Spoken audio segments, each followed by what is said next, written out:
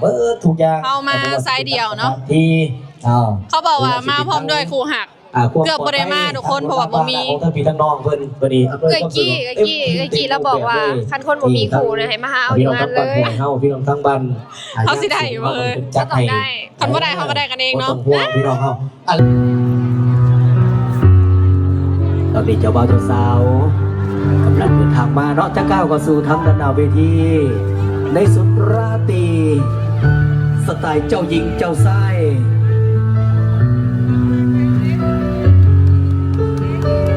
ขอเสียงตัวมือดังๆอีกชื่อนึงจากทั้งแขกที่มีเกียรตินะ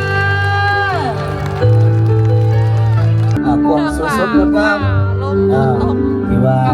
ครั้งหนึ่งในชีวิตของคนเราอยากมีในจุดนี้อยากเดินทางมาหอดจุดนี้ที่ว่ายังบ่ทันได้มาฮอดจะได้กล่าวฝ่าฟันต่อไปที่ว่าตอนนี้ทั้ง2 คนทั้งน้องไซจิมมี่และก็ทั้งน้องสาวกี้ถือว่า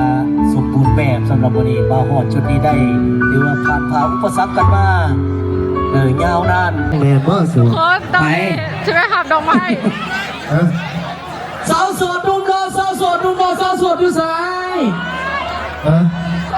โสดแล้วโผล่แล้วผมว่าแล้วขอว่าเจ้าเสียงอยู่มาแล้วสาวโสดป่ะนี่โสดอันไม่งอดสตูดิโอโสดป่ะโสดแล้วมาแล้วโสดเอาคนโสดแรกเข้ามาคนโสดแรกเข้ามาเฮ้ยทุกคนใช่ตุ้ยเนาะคนโสดแล้วคนไปตุ้ยกลางหน้ามาแต่อัดผู้ใดใส่มันได้มากเหรอบ่ได้มากใส่คนโสดป่ะสบายดียินดีต้อนรับเข้าสู่ช่องอลิต้าสาวผมยาวเด้อมื้อนี้เฮาได้มาร่วมยินดีกับงานดองหรือว่างานแต่งหนักห้องดังในประเทศลาวซึ่งเป็นหนักห้องฐานทรายได้ชื่อว่าหยังหนักห้องไอ้จิมมี่สิทธิพงษ์พิเศษห้องนี้ให้ตื่มเลยแต่ว่าตอนนี้เฮาหักมาฮอดงานเนาะเพราะว่าแต่งหน้าเฮ็ดผมมีหยังนี่แม่น2คนใช้เวลาเกือบ3 ชั่วโมงแต่ก็บ่เป็นยังเนาะตอนนี้คนเต็มเลยสู่บรรยากาศเดี๋ยวเขาสิพามาเบิ่งบรรยากาศงานแต่งงานดองเนาะนี่จะเป็นอดีตนักเรียนเจ้าบ่าวเจ้าสาวเด้อเอ้ยกี้มานีดากับไอ้จิมมี่สิทธิพลประมาณนี้น้ำหน้าพระธาตุเด้อเอาสู่บรรยากาศลำวงสมัครีใช่เป็นยังจันมีแต่คนงามๆโอ้นักดนตรีอยากกินเบียร์มาดิมีผู้สาวมายินไหนนักดนตรีอยู่บนนอกมาดิเราเพราะท่านไหนต้องมาท่าไหนนักดนตรีกันอะไรเขาก็จะได้กินหรือบ่กินเขาแล้วบ่เขาก็มาท่านได้กินวัดไหน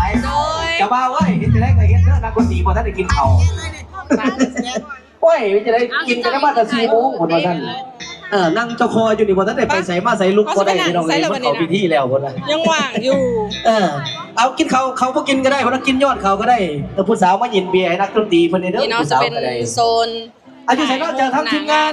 อดีต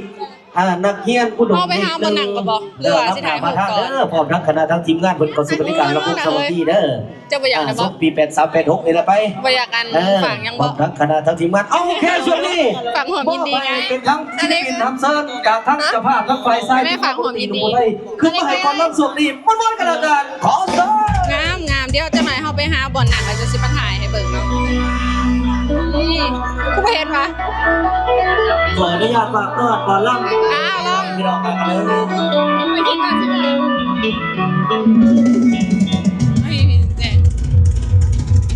มสบายดีสิยังเสือเล็กละครเปิดภาคสาวยังจะซื้อยังอเล็กซานดาน้องอเล็กซานดาได้มานำกันน้อง3 สาวเดี๋ยวเขาจะไปหาบอลหนังก่อนซะเนาะไปหนังก่อนโอเคมาทุกคนหลับนี้แต่บางนอนน้ำจะหน่อยก่อนนะไปถ่ายรูปก่อนห้าโมงนี่ก็เสร็จ5 โมงเลยซื้อซอยซาจับเจเลยกินเดี๋ยวจับเด็กก็แซ่บดูทักไปเด็กก็แซ่บดูทักไปมีแต่มันมาละเป็นหลายยอดมีบางตัวบางเจ้าบางใจมีบางตัวบางเจ้าบางใจมีบางกันกับผู้ซื้อตองเราเดี๋ยวก็จะมาบางวันมาได้กับบ้านจะโอ้มือสีอยู่ที่บ้านพลังเท้าอยู่ที่บ้านพลังเท้ากันเด็กอะไรที่เขาทำมาใส่เดือดใส่มันพลังใส่เดือดใส่มันพลังเห็นเป็นตำราเจ้าของไม่ได้กับเขาลองเปิดเอาเมื่อ กี้นี่จากทั้ง คนตอนนี้ได้บอลหนังแล้วเนาะ นักเรียนอุดมเลขหนึ่ง เมื่อนี้โดน ที่ว่าจัด ฝนตกเลยเห็นให้เดินจัดงานนี่เปื้อนเล็ก ทั้ง น้อย คณะการน้ำเฮาทั้งสามที่ขาบ้านเฮามาอยู่บ่เนาะบ่ โต๊ะ นี่ นี่ เนาะ ก็ยังสุ่มอยู่ พี่น้องทั้งบ้านห้วยหรือว่า เขามานั่งเมื่อกี้นี่คือว่ามันแห้งนะเปียกไปเลยก้น อำนวยความสะดวกให้ นี่ เบิดทุกอย่าง เข้ามาไซส์เดียวเนาะ ที่เขาบอกว่ามาพร้อมด้วยครูหัก เกือบบ่ได้มาทุกคนเพราะว่าบ่มี ทั้งพี่ทั้งน้องเพิ่นพอดี เอ้ยกี้แล้วบอกว่าคันคนบ่มีครูเนี่ยให้มาหาเอาอยู่งานเลย พี่น้องทั้งบ้าน เขาสิได้เว้ย จัดให้ คนบ่ได้เขาก็ได้กันเองเนาะ ห่วงพี่น้องเฮาลืมประกาศรถเจ้าเพิ่นออกได้หรือบ่ นี่ตอนนี้หนังกันอยู่สี่สาวเนาะน้องน้ำฝนเพิ่นหนังอยู่ด้านข้างนี่ คือบ่เห็นเพิ่นแล้ว สบายดี ประธานโทษประธานอภัยกันแล้วกัน สบายดีน้ำฝนยิ้มหวานเด้อ มาอิ่ม มากับสามีเนาะมากับสามีแล้วก็อ้าย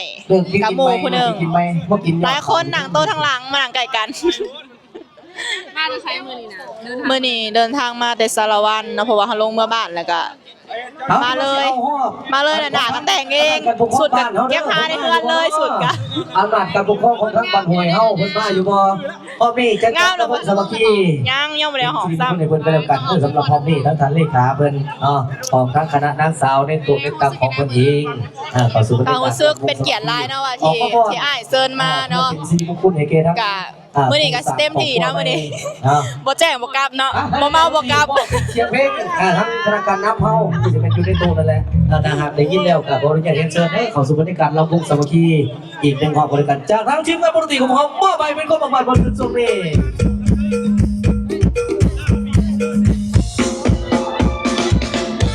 เดี๋ยวจะหน่อยท้าอาหารมาเนาะว่าอาหารจะมียังแหน่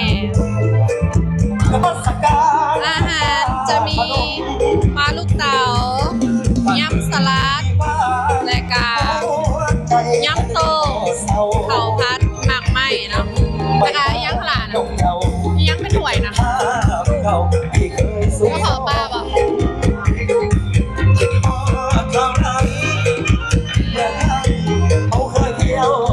เฝ้ากินเด้อเฝ้ากินข้าวเมาเด้อเฝ้ากินข้าวเมาเด้อสาวโสด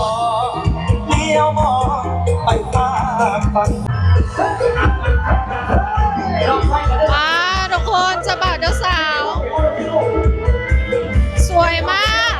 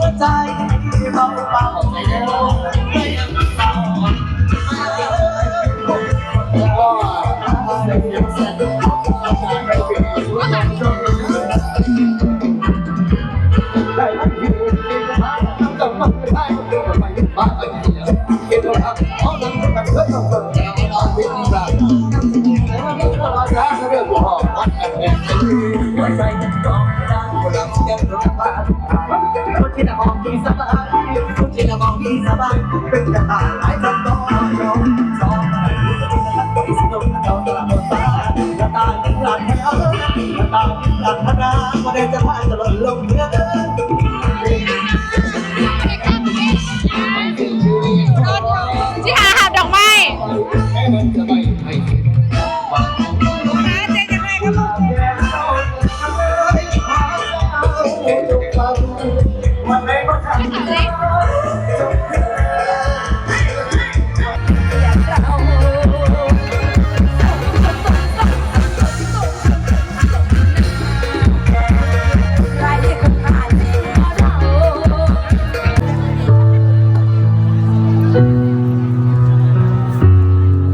ตอนนี้เจ้าบ่าวเจ้าสาวกำลังเดินทางมาเนาะจะก้าวเข้าสู่ทางด้านหน้าเวทีในสุดราตรีสไตล์เจ้าหญิงเจ้าชาย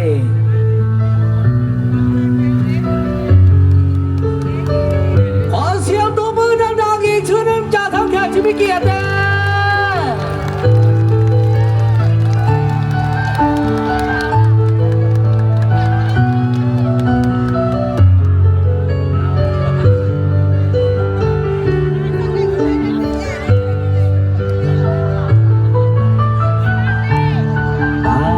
มาแล้ววันนี้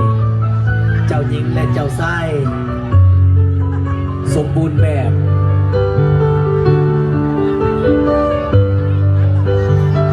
เป็นจังไดพี่น้องงามอยู่บ่งามอยู่บ่โอเค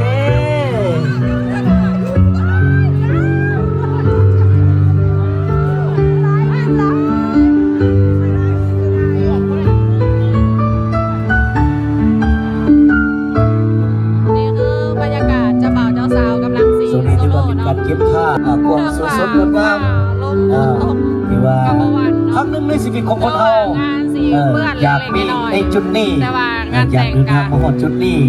แต่ว่ายังบ่ทันได้มาฮอด สมบูรณ์เนาะ จะได้กล่าวฝ่าฟันต่อไป ผ่านไปด้วยดี ที่ว่าตอนนี้ทั้งสองคน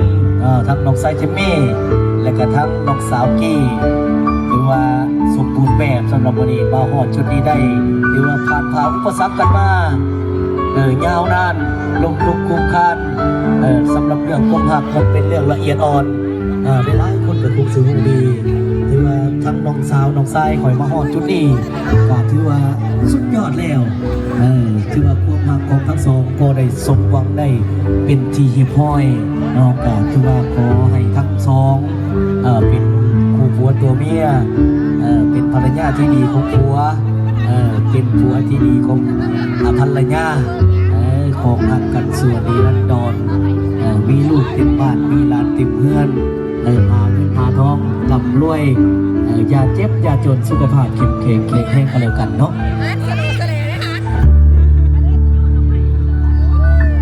เป็นจะได้จะเอาตื่นเต้นอยู่บ่ YouTube บ่ นี่เนาะหลายๆคนก็ไปฝันถึงถือว่ามาถึงจุดนี้แล้วก็บริเวณของง่ายพี่น้องเอ๋ยสู่ส่วนบากบันกันมาผ่านผ่าอุปสรรคนานาประการก่อนสิมาฮอดจุดนี้ได้ก็ถือว่าสุดยอดแล้วยินดีนำทั้งสองถือว่าได้สมหักสมบังกันเป็นทีเรียบร้อยเอาต่อไปนี่จะให้ทั้งสองเฮามาแบบโซโล่กันบานี้เอาแบบสากลจักหน่อยทั้งอาจารย์ดนตรีเฮามาเสียงเพลง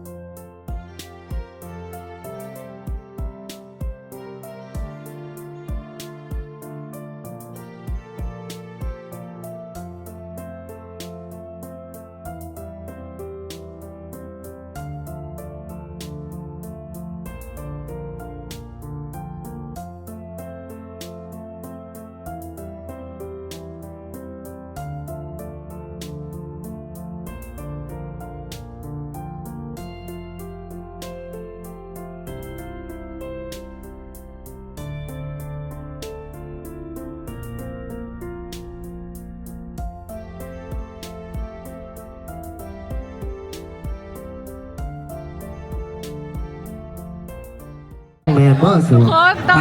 ใช่ไหมครับดอกไม้ ฮะ สาวโสดนุ่มรอสาวโสดนุ่มรอสาวโสดอยู่สาย ฮะโสดแล้วผัวเราบ่มาแล้วขอว่าเจ้าเสียอยู่ มาเร็วสาว โสดป่ะนี่ โสด อันไม่งอดสตูดิโอโสดป่ะ โสดแล้วมา โสดเอาคนโสดแรกเข้ามาคนโสดแรกเข้ามา เรื่องการเลยนะซุปดิ ป้าจากเสากับโสดมาจากเสากันเลยคนโสดอยู่ใส่คนโสดอยู่ใส่เอาเลขเข้ามาเลขเข้ามา สาวโสดต้องหาดอกไม้เด้ไอ้ตุ้ยจะโสดตัวโอ้ใช่ โสดดีกว่า ตุ้ยทุกคนใช่ตุ้ยเนาะ วันทบกับโสดกับวันทบ ไอ้ตุ้ยกลางหน้ามาแต่อัดตู้ไรใส่มันมากเหรอ บ่ได้มาก ใส่ให้คนโสดก่อนคนโสดต้องไปเอามาหลายๆมาหลายๆมาหลายๆมาหลายๆมาหลายๆ เปิดมาห้องสิได้ค่ะบอกว่าไม่ได้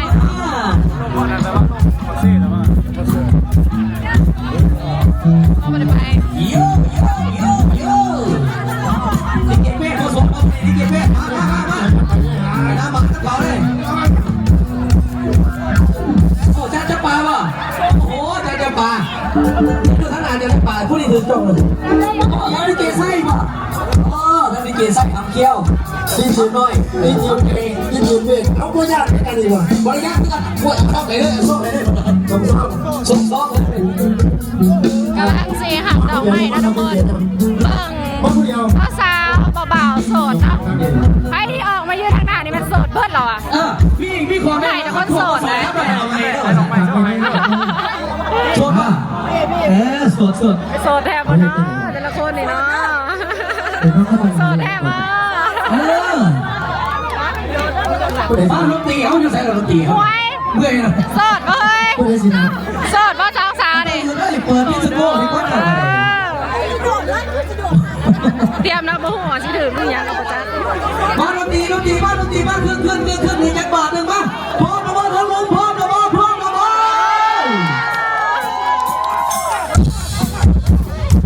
เย้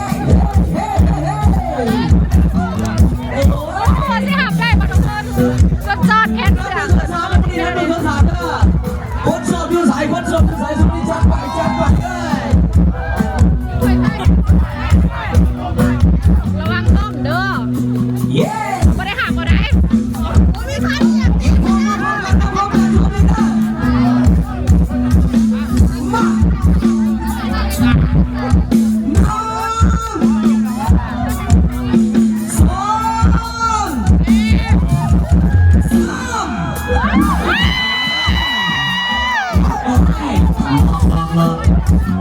อีกเถอะไหม จะมาจะสาวลงแรงแข่งเลย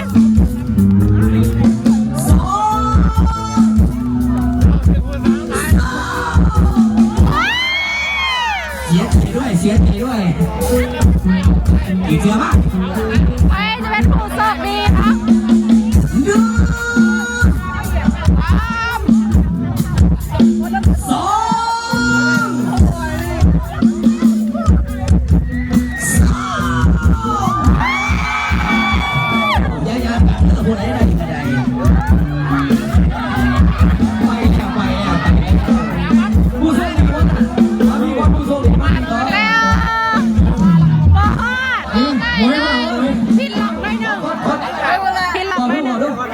โดย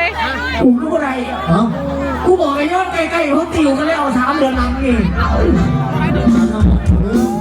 ให้เพื่อนเร็ว โดยเนี่ยเขาเป็น FC เจ้าของมันน่ะโดย ๆมันโดนจะ3ซอนี่บ่ได้บอกว่าสิได้เมียหลายพวกเด้อ ใจหลาย มันรู้คู่กัน ใส่แฟนไปใส่แฟนเอาไปเห็นมานี่ อาจารย์จะไปที่มันใหญ่ เอาเรามาว่ะ เอาเมียกับเมีย เอาเมียได้บ่หา โอ้ย ไกลยืนไกล คนเอาตาได้เห็นเว้ย ฮะ สรุปคือบ่ได้เราทุกคนเสียดาย เขาบอกว่าอายุมันถึงกันจะเสียนเอาไม่ใช่เนาะได้น้ำสูงเลย ฮะ ได้น้ำสูงบาด สาวๆเอา ไป อย่าไปมึงเตี้ยนั่น บ่ได้ บอกใกล้เลยจ้าดีพิดหรอก บอกได้จังหน่อยทั้งบาจิ ส่วน เม่ ที่ได้หนึ่ง